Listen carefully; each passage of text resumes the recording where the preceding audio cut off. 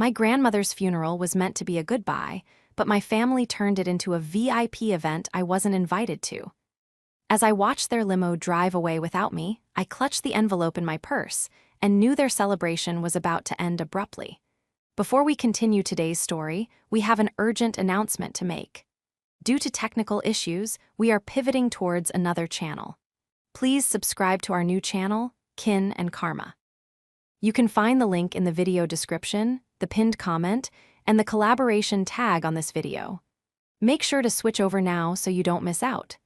Thank you for your support. Now back to the story.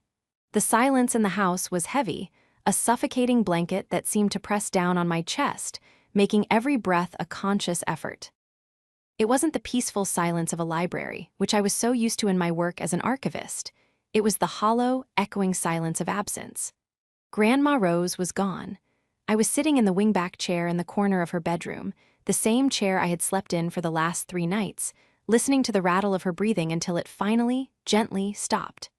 My eyes were gritty, burning from a lack of sleep and the dry, hacking sobs that had racked my body an hour ago. Now, I just felt numb. A cold, gray numbness that started in my toes and worked its way up, freezing my heart. I looked at the empty bed. The hospice nurses had just left, taking the medical equipment with them, leaving the room strangely large and unfamiliar. It felt like a stage after the actors had departed, the drama finished, the lights dimmed. The jarring ring of the doorbell shattered the quiet. It wasn't a polite tap. It was a long, insistent press, followed by a sharp rapping. I wiped my face with the back of my hand, smoothing down my wrinkled cardigan. I knew who it was. I had made the calls only 2 hours ago. When I opened the heavy oak front door, I wasn't greeted with a hug or a sympathetic look. I was greeted by a wall of expensive perfume and the clicking of heels on the hardwood. "Finally," Aunt Brenda said, pushing past me without making eye contact. She was wearing a pristine white pantsuit, shocking against the somber mood of the house. She held a venti coffee cup in one hand and her phone in the other. "God, Sadie, you look terrible. Have you even showered?" Behind her, my cousin Tiffany drifted in, her eyes glued to her screen. She was thumbing rapidly, the light of the phone illuminating a face that was perfectly made up, contouring sharp enough to cut glass. "Mom, the lighting in here is awful," Tiffany complained, not acknowledging me. "For the memorial reel, we're going to need ring lights. Lots of them." "We'll handle it," Brenda said, already marching toward the living room, her eyes scanning the antique furniture like she was appraising merchandise at an estate sale. "Sadie, where are the papers? The death certificate? The deed? We need to get the ball rolling immediately. The market is volatile right now." I stood by the open door, the cool autumn air swirling around my ankles. I hadn't even closed it yet. She just died, Aunt Brenda," I whispered, my voice cracking. "She's been gone for 3 hours." Brenda stopped and turned, looking at me with a mixture of pity and annoyance, like I was a slow child who didn't understand how the world worked. "And life goes on, Sadie," she said, taking a sip of her coffee. "We have a funeral to plan, a big one. Rose deserves the best send-off money can buy. And frankly, someone needs to take charge because you're clearly falling apart." She turned her back to me again, gesturing for Tiffany to follow her into the dining room. "Come on, Tiff. Let's see if the silver is real or plated. We need to inventory everything before the cleaners come." I stood there, paralyzed. The grief I felt for the woman who had raised me was suddenly being crowded out by something else, a sharp, hot spike of disbelief. They weren't here to mourn. They were here to liquidate. As I watched them, Tiffany laughed at something on her phone, the sound bright and jarring in the morning house. It was in that moment, watching them treat my grandmother's sanctuary like a garage sale, that I realized the betrayal wasn't just happening now. It had been planned for years. The emptiness of the house was suddenly filled with their greed, and the betrayal felt worse than the diagnosis itself. The next 3 days were a blur of motion that I was explicitly excluded from. Aunt Brenda and Tiffany moved into the guest suite, or rather, they took over the guest suite. Their luggage, designer bags bursting with clothes, lined the hallway. The house, usually smelling of lavender and old paper, now smelled of hairspray and takeout food. I was relegated to the background, a ghost in my own home. I tried to help with the arrangements, suggesting the small chapel Grandma loved or the local florist she had been friends with for 40 years. "Oh, honey, no," Brenda said, waving a manicured hand at me from across the kitchen island, which was covered in brochures for high-end event planners. "This isn't a church picnic. We're hiring Lux Farewells. They did the mayor's mother. We need prestige, Sadie." Rose was a woman of stature. "She was a librarian," I said quietly, stirring my tea. "She liked simple things." "She liked nice things," Tiffany corrected, not looking up from her iPad. She was scrolling through casket options. "Mom, look at this one, the royal mahogany. It has gold plating. It matches the vibe for the Instagram aesthetic." "Perfect," Brenda said. "Book it." I wasn't asked about the music. I wasn't asked about the eulogy. When I offered to speak, Brenda gave me a tight, sympathetic smile that didn't reach her eyes. "Sadie, you're too emotional. You'll just cry and make everyone uncomfortable. Tiffany is going to do the reading. She's very poised." The morning of the funeral arrived with a gray, weeping sky. I had dressed in my simple black dress, the one I wore to work events, and pinned Grandma's small pearl brooch to my collar. It was the only thing I had taken from her jewelry box before Brenda had locked it in the safe. I walked out to the driveway, clutching my purse. A sleek, stretched black limousine sat idling in the driveway, looking like a shark in the gray light. It was enormous. Brenda and Tiffany were already outside. Brenda was wearing a black dress that looked more suitable for a cocktail party than a funeral, complete with a fascinator hat with a veil. Tiffany was in a skin-tight black dress with cutouts, holding a bouquet of lilies that cost more than my weekly grocery budget. The driver was holding the door open. Brenda slid in, adjusting her skirts. Tiffany followed, checking her reflection in the window before ducking inside. I stepped forward, moving toward the open door. "Wait," Tiffany said, her hand shooting out to block the entrance. She looked at me, then looked at the empty seat next to her, which was piled high with flower arrangements and gift bags. "What?" I asked, confused. "There's no room," Tiffany said, shrugging. Her voice was flat, matter-of-fact. "We have the flowers, the projector for the slideshow, and Mom's extra clothes for the reception. Plus, I need space to film the day in the life intro inside the car." I looked at the cavernous interior. It was a stretch limo. There was room for 10 people. "Tiffany, it's a limo. There is plenty of seats." "Not with the equipment," Brenda called out from the depths of the car. "Sadie, don't make a scene. The driver is on a schedule. Just call an Uber. It's only a 20-minute drive." "You want me to take an Uber to my own grandmother's funeral?" I asked, my voice trembling. "It's practical," Brenda snapped. "We need to focus. You're just negative energy right now. We'll see you there. Don't be late." Tiffany grabbed the handle and pulled the heavy door shut. I saw her face through the tinted glass for a split second. She was already smiling at her phone, fixing her hair. The engine purred, and the long black car crunched over the gravel, pulling away. I stood alone in the driveway, the rain starting to drizzle, dampening my hair. I watched them go, the taillights fading into the mist. A normal person might have collapsed. A normal person might have screamed. But as I stood there, feeling the cold rain on my face, I didn't cry. I reached into my purse and touched the leather-bound folder I had retrieved from the safety deposit box 3 months ago. The one Brenda didn't know existed. "Go ahead," I whispered to the empty driveway. "Enjoy the ride." They thought they were the main characters in this story. They thought they were driving off to claim their inheritance. But they had forgotten one crucial thing. Grandma Rose wasn't just a sweet old lady. She was a woman who saw everything. And she had taught me to see it too. To understand why the limousine door slamming in my face wasn't just rude, but a declaration of war, you have to understand the last 5 years.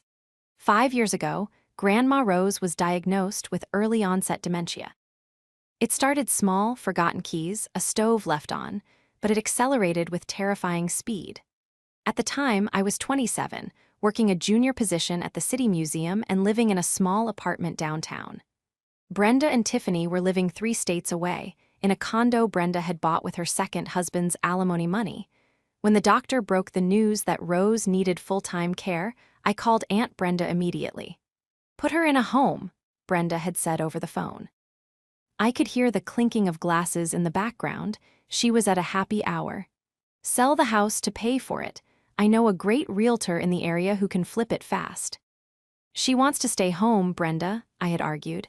"This house is her life. Grandpa built the gazebo, her garden is here." "Well, I can't come," Brenda replied sharply. "I have my career. Real estate is 24/7, Sadie, and Tiffany is just starting her modeling classes. We can't uproot our lives for babysitting." So I did. I quit my job at the museum and moved into the guest room. I became a freelancer, working late into the night archiving digital files so I could be awake during the day for Rose. For 5 years, I bathed her. I spoon-fed her when her hands shook too much to hold a fork. I played her favorite jazz records when she didn't recognize my face, hoping the music would bring her back, even for a second. I watched a brilliant, vibrant woman slowly fade. It was the hardest thing I have ever done. And in those 5 years, Brenda visited exactly twice. The first time was Christmas, 2 years in. She stayed for 45 minutes, complained that the house smelled like old people, and asked Rose where the silver tea set was kept. When Rose couldn't remember, Brenda got angry and left. The second time was 6 months ago. Tiffany came with her. They didn't come to see Rose. They came because there was a rumor that the city was planning to build a highway nearby and property values might skyrocket. They walked through the house like sharks. Brenda, a luxury real estate specialist, a title she gave herself, spent the entire visit tapping on walls and criticizing the decor. "This wallpaper has to go," she had said, standing in Rose's bedroom while Rose slept just feet away. "We knock down this wall, open up the concept, modernize the kitchen. We could list this for 1.2 million easily, maybe 1.5 if we stage it right." Tiffany, who was 24 and described her profession as lifestyle curator, spent the visit taking selfies in the garden.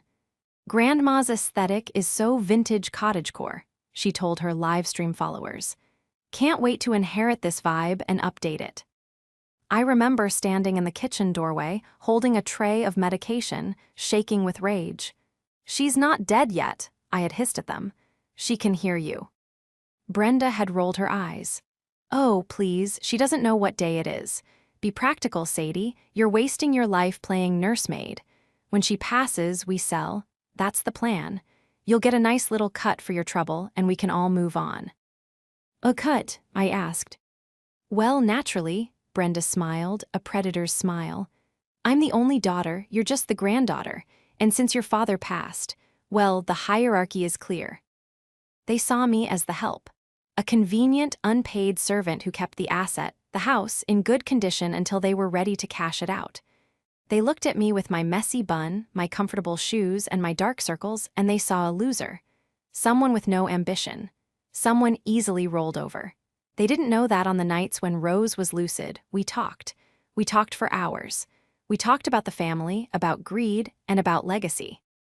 They didn't know about the lawyer who came to the house on a rainy Tuesday 4 months ago, when Brenda was busy posting photos of her mental health retreat in Bali. As I stood in the rain waiting for the Uber, watching the water pool around my shoes, I thought about Brenda's immaculate white pantsuit. I thought about Tiffany's refusal to move a bag of clothes to let me sit down. The Uber app beeped. "Your driver called, is 2 minutes away."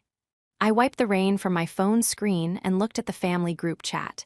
Tiffany had just posted a photo from inside the limo. She was holding a champagne flute at 10 a.m. on the way to a funeral with the caption, "R.I.P. Grandma, sad day, family first limo life." I didn't feel the grief anymore. The numbness was gone. It had been replaced by a cold, sharp clarity. I wasn't just going to the funeral to mourn my grandmother. I was going to the funeral to honor her final wish. And her final wish wasn't about flowers or music. It was about teaching a lesson to the people who thought love was a transaction. My Uber pulled up, a modest gray sedan. I got in the back. "Where to?" called asked. "St. Jude's Cemetery," I said, buckling my seatbelt. "And please take the scenic route. I have some thinking to do." Brenda and Tiffany thought they were driving toward a payday. They had no idea they were driving off a cliff. The Uber ride was quiet, save for the rhythmic swishing of the windshield wipers. Called, sensing my mood, didn't try to make small talk, for which I was grateful. I needed the silence to rehearse. My phone buzzed again. It was a text from Aunt Brenda. "Where are you? Service starts in 10. Don't embarrass us." I didn't reply. Instead, I opened my banking app, not to check my meager savings, but to confirm the deposit I had made 3 days ago, the retainer for Mr. Halloway. When Grandma Rose's health took a sharp turn for the worse 6 months ago, she had moments of profound clarity amidst the fog of dementia. During one of those lucid afternoons, while we sat in the sunroom watching the cardinals at the feeder, she had grabbed my hand with surprising strength. "Sadie," she had rasped, her blue eyes piercing through the haze. "They're waiting for me to die, like vultures on a fence post." "Don't say that, Grandma," I had soothed, though I knew it was true. "Don't hush me," she snapped, sounding like her old self. "Brenda, she's got a mortgage on that condo she can't afford. And Tiffany, that girl thinks money grows on Instagram. They think this house is their winning lottery ticket." She had pulled me closer. "Get the box from under the floorboard in the closet, the cedar one." Inside that box wasn't jewelry or cash. It was a single, heavy envelope sealed with wax and a business card for a man named Arthur Halloway-esque. "Call him," she ordered. "Tell him it's time for the red folder protocol." I had never heard of it, but I did as I was told. Mr. Halloway was an estate attorney who specialized in high-asset trusts and complex family litigation. He wasn't the friendly family lawyer who did wills for $500. He was the kind of lawyer you hired when you expected a war. Over the next few months, while Brenda was busy posting about her spiritual journey and ignoring my updates on Rose's condition, Mr. Halloway and I had quietly restructured everything. Now, sitting in the back of the Uber, I pulled up the email Mr. Halloway had sent me that morning. Attached was a PDF titled "The Rose Sterling Irrevocable Trust Final Execution Copy." I scrolled to page 4, paragraph 12. The trustee. My finger hovered over the name. Sadie Miller. Not Brenda, not a bank. Me. And then, page 7. Distribution of assets. The house wasn't just a house. It was the primary asset of a trust that also held a significant portfolio of municipal bonds and blue-chip stocks Rose had inherited from her own father and quietly grown over 50 years. Brenda thought Rose was house-rich and cash-poor. She was wrong. Rose was wealthy, very wealthy, but there was a catch. A clause Rose had insisted on, written in her own shaky handwriting before it was formalized. The beneficiary clause, distribution of assets to secondary beneficiaries, Brenda Miller, Tiffany Miller, is contingent upon the trustee's sole discretion regarding their adherence to the family care standard. In plain English, if they didn't treat the family right, they didn't get a dime. And I was the judge. The Uber pulled up to the cemetery gates. I saw the hearse, and behind it, the stretch limo. A small crowd had gathered by the graveside, mostly Brenda's friends, people Rose hadn't seen in years. I paid called and stepped out into the drizzle. I didn't walk toward the family canopy where Brenda and Tiffany were holding court, dabbing at dry eyes with lace handkerchiefs. I walked to the back, standing under an old oak tree, my black umbrella shielding me. I watched as Tiffany set up a tripod near the open grave. She was actually filming. Brenda was speaking to the priest, gesturing wildly at the flower arrangements. No, move the spray to the left. It's blocking the view from the road." I took a deep breath. The sadness of losing Rose hit me again, a wave of grief for the woman who had taught me to read, to bake, to stand up for myself. But as I watched Tiffany check her makeup in the reflection of the coffin's brass handle, the grief hardened into resolve. They had made me take an Uber to my own grandmother's funeral, because there was no room. Well, I was about to show them exactly how much room I took up. The service was a farce. The priest, a man Rose had never met, gave a generic homily about a beloved mother and community pillar. Brenda gave a eulogy that was 80% about her own struggles as a single mother and entrepreneur, and 20% about how much she would miss Mom's guidance. Tiffany read a poem off her phone, stumbling over the words, and ended by asking everyone to like and subscribe to keep Rose's memory alive. I stood silently at the back. When it was time to throw the dirt, Brenda and Tiffany went first, tossing the earth with theatrical flair for the camera. I waited until everyone had gone, then stepped forward. I dropped a single white rose onto the casket. "Goodbye, Grandma," I whispered. "I'll handle the rest." The reception was at the house. Brenda had catered it with high-end hors d'oeuvres that Rose would have hated, tiny, tasteless things on crackers. The house was full of strangers. I walked in through the kitchen door, shaking off my umbrella. Brenda was in the living room, holding a glass of wine, surrounded by a group of women in expensive coats. "Sadie," she called out when she saw me, her voice shrill. "You made it. Grab a plate, darling. We were just discussing the listing. My friend Karen here thinks we can get it on the market by Monday." The room went quiet. Everyone looked at me, the poor cousin who had taken an Uber. "Monday might be rushing it, Aunt Brenda," I said, my voice steady. I walked into the center of the room. "Nonsense," Brenda laughed, a tinkling, fake sound. "The market waits for no one. Besides, Tiffany needs her share for her venture capital project, and I have some investments to attend to." "Venture capital?" I asked, looking at Tiffany, who was eating a shrimp puff. "My brand launch," Tiffany said, rolling her eyes. "I'm starting a line of sustainable athleisure. It's going to be huge. Grandma would have wanted me to follow my dreams." "Grandma wanted you to visit her," I said. The words hung in the air. Brenda's smile faltered. "Excuse me." "She wanted you to visit, once. In 5 years," I said, louder this time, "but you were too busy. And now you're talking about selling her house before she's even cold." Brenda put her glass down on an antique coaster with a sharp clack. "Sadie, you are hysterical, you're grieving, and you're lashing out. I understand. It's hard when you don't have resources, but let the adults handle the business." "The business," I repeated. "You mean the house?"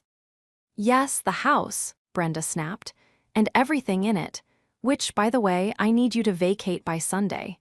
The stagers are coming Monday morning." "Vacate?" I felt a laugh bubbling up in my throat. It wasn't a happy laugh. "Yes, you can stay in the guest room until then, but really you should start packing. You have a lot of clutter." I reached into my bag and pulled out the large manila envelope I had brought from the safety deposit box. "Actually, Aunt Brenda," I said, opening the flap, "I don't think the stagers will be coming on Monday." "And why is that?" Brenda crossed her arms, looking bored. "Because," I said, sliding the document out, "you don't own the house."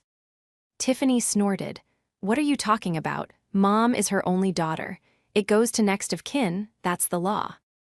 "Not when the property is held in a trust," I said calmly. Brenda froze. The color drained from her face, leaving her rouge standing out like clown makeup. "A trust? Mom didn't have a trust. She didn't even have a lawyer." "She did," I corrected. "She had Mr. Holloway, and she signed this 3 months ago."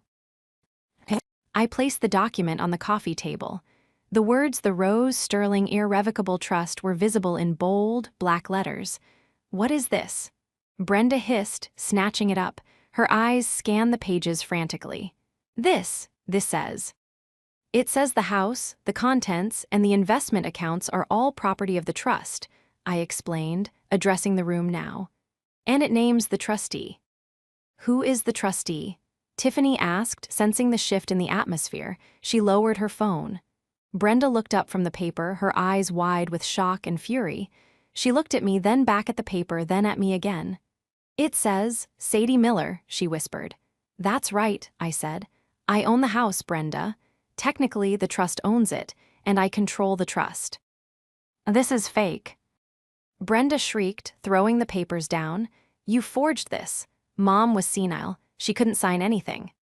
"She was deemed competent by 2 independent doctors on the day of signing," I said, pulling out 2 more sheets of paper. "Here are the affidavits, and here is the video recording of the signing, if you'd like to see it." I held up a USB drive. You little snake," Brenda spat, stepping toward me. "You manipulated her. You took advantage of a sick old woman to steal our inheritance." "I didn't steal anything," I said, my voice rising. I was the one who was here. I was the one who changed her sheets. I was the one who held her hand when she was scared. You were in Bali. You were at brunch. You didn't care about her until she became a dollar sign. The room was deadly silent. The guests were exchanging uncomfortable glances. Some were inching toward the door. "Get out," Brenda screamed, pointing a trembling finger at the door. "Get out of my mother's house." "No, Brenda," I said, standing my ground. I felt a surge of power I had never felt before. "This isn't your mother's house anymore. It's mine, and I'm not the one who has to leave." The next hour was chaos. Brenda tried to physically throw me out, but her friends held her back. She called the police, claiming I was a trespasser. When the officers arrived, two polite deputies I knew because they had helped me find Grandma when she wandered off last year, they looked at the trust documents, looked at Brenda, and shrugged. "It looks legal to us, ma'am," the older deputy said. "This is a civil matter. We can't remove a legal resident and trustee from the property." Brenda was apoplectic. She stormed out to the driveway, screaming into her phone to her own lawyer. Tiffany, meanwhile, had gone live on TikTok. "You guys won't believe this," she was whispering into her phone in the foyer. "My cousin just scammed us out of everything. She's literally a squatter. We're going to sue her into the ground. Family drama scammer alert." They left eventually, but not before Brenda vowed to destroy me. "I'll have that trust overturned by Friday." She yelled from the window of the limo, the same limo that still had no room for me. "You'll be in jail for elder abuse." The following week was a siege. Brenda hired a high-profile lawyer, a man named Sterling Wolfe who was known for being a bulldog. They filed an emergency injunction to freeze the assets. They petitioned the court to have me removed as trustee on grounds of undue influence. I received a cease and desist letter regarding the theft of family heirlooms. Tiffany started a smear campaign online, posting edited videos where I looked unhinged, claiming I had isolated Grandma Rose to brainwash her. It was terrifying. I was just an archivist. I didn't know how to fight a legal battle, but Mr. Holloway was a rock. "Let them scream," he told me over tea in Grandma's kitchen. "They're making mistakes. Every text Brenda sends you, every video Tiffany posts, it's evidence." And the evidence was mounting. Mr. Holloway hired a forensic accountant to look into Brenda's finances, suspecting that her desperation for the sale came from more than just greed. What he found was staggering. Brenda was broke. Not just cash poor, she was millions in debt. She had leveraged her condo, maxed out credit cards, and taken out predatory loans to fund her luxury lifestyle. She needed the sale of Grandma's house to avoid bankruptcy and potential fraud charges for a failed real estate scheme. But the biggest bombshell came from an unexpected source. 2 days before the court hearing, I received a DM on Instagram from a user named Real Estate Truth. "Hey," the message read, "I saw your cousin's video. I used to work for your Aunt Brenda. You need to see this." Attached was a series of emails. Brenda's work emails. They were dated 6 months ago, right around the time she visited Grandma. Email to Quick Flip Properties LLC. Subject: 450 Oak Street, impending sale. My mother is on her last legs. She has dementia, totally out of it. I have power of attorney, working on finalizing it. She's pliable. As soon as she kicks the bucket, we list. I can guarantee a sale price of $800K for a quick cash close. I need the liquidity ASAP to cover the incident with the client funds. She didn't have power of attorney. I did. She had lied to investors, promising them a property she didn't own to cover up money she had stolen from other clients. I read the email again, my hands shaking. This wasn't just a family dispute anymore. This was criminal fraud. I forwarded the emails to Mr. Holloway. 10 minutes later, he called me. "Sadie," he said, his voice grim but satisfied. "This is the nail in the coffin. Not only does this prove she had no intention of honoring your grandmother's wishes, but it also proves premeditated fraud. And the best part." "What?" I asked. "She admits in writing that Rose was totally out of it 6 months ago, but our medical affidavits from 3 months ago, when she signed the trust, show she was lucid." Brenda's own lies about Rose's condition contradict her claim that Rose was too sick to sign the trust later. If she was pliable then, why didn't Brenda get the signature? Because Rose wasn't pliable. Brenda just assumed she would be. So we have her. We have her, Holloway said, but we're not just going to win in court. We're going to end this. The court date was set for Monday. But Brenda, arrogant as ever, had demanded a family mediation first, thinking she could bully me into a settlement. She wanted to meet at the house on Sunday. Let her come, I told Holloway. I want to see her face when she realizes she lost. Sunday arrived with a sky the color of bruised plums. The air was thick and humid, threatening a storm that perfectly matched the mood inside Grandma Rose's house. I sat at the head of the dining room table, Grandma's seat, flanked by Mr. Holloway and his associate, a sharp-eyed woman named Jessica. The doorbell rang at exactly 2:00 p.m. I didn't get up. Jessica went to answer it. Aunt Brenda swept in, bringing a gust of expensive perfume and nervous energy with her. She was dressed for battle in a charcoal power suit, her hair sprayed into a helmet of perfection. Tiffany trailed behind her, looking bored but tense, her phone in hand but remarkably silent. Following them was a man I assumed was Sterling Wolfe, Brenda's lawyer. He looked tired. Well, Brenda announced, dropping her oversized handbag onto the polished mahogany table without asking. Let's get this over with. I assume you're ready to be reasonable, Sadie. Mr. Holloway gestured to the empty chairs on the opposite side. Please, sit. Brenda remained standing, her eyes flicking around the room as if she were already mentally rearranging the furniture. I don't need to sit. We have a simple proposal. We can test the validity of this. Trust. She spat the word like it was poison. We are prepared to drag this through probate for years. We will freeze every asset. You won't see a dime for legal fees. Or, she paused for dramatic effect. We settle. We sell the house, split the proceeds 40-40-20. You get 20%, of course. Generous, considering you're not a direct heir. And the contents? I asked quietly, my hands folded on the table. Sold at auction, Brenda said dismissively. Tiffany has a contact. We can clear this place out in a week. Mr. Wolfe cleared his throat. Ms. Miller, my client is offering a very fair settlement to avoid litigation, given the questionable circumstances of the trust's creation. Questionable? Mr. Holloway interrupted, his voice calm but steely. Mr. Wolfe, have you reviewed the medical affidavits? The video recording of the signing, the notary's sworn statement. Wolfe shifted uncomfortable. We have concerns about undue influence. Mrs. Sterling was vulnerable. Vulnerable to whom? I asked, finally looking Brenda in the eye. To the granddaughter who lived with her for 5 years, or to the daughter who was emailing investors about selling her mother's home before she was even dead. Brenda froze, her face went slack. What? I slid a single piece of paper across the table. It was a printout of the email from Real Estate Truth. Brenda picked it up. As she read, her face drained of color, turning a sickly gray. Her hands began to tremble. Where did you get this?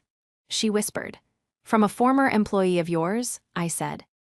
It seems not everyone appreciates your business practices, Aunt Brenda. Especially when you use client funds for personal debts. Mr. Wolfe leaned over to read the paper. His eyes widened. He looked at Brenda, then back at the paper. He slowly closed his briefcase. Brenda, Wolfe said, his voice low and dangerous. Is this authentic? It's out of context. Brenda stammered, crumbling the paper. It was a hypothetical, a projection. A projection involving a property you didn't own and funds you weren't authorized to touch. Holloway asked, raising an eyebrow. Because that sounds like fraud, Ms. Miller. And if this email is admitted into evidence in probate court, which is public record, it might trigger an investigation by the Real Estate Commission. And possibly the district attorney. Tiffany looked up from her phone, her eyes wide. Mom, what is he talking about? What funds? Shut up, Tiffany. Brenda snapped, her composure shattering. She turned back to me, her eyes wild. You wouldn't ruin your own family. You ruined this family the moment you drove away in that limo. I said, standing up. You left me on the curb at my grandmother's funeral because there was no room. You treated her life like an inconvenience and her death like a payday. You don't get to talk about family. I picked up the trust document. The trust stands, Brenda. It's ironclad, and under the Family Care Standard Clause, I have made a decision. I looked at Tiffany, then at Brenda. The trust will not be distributing any cash assets to secondary beneficiaries at this time, I declared. The house will not be sold. It will remain in the family as a residence for myself and a potential future museum archive. And as for the investment portfolio, Brenda looked hopeful for a split second. It will be placed in a charitable remainder trust. The income will go to dementia research and elder care advocacy.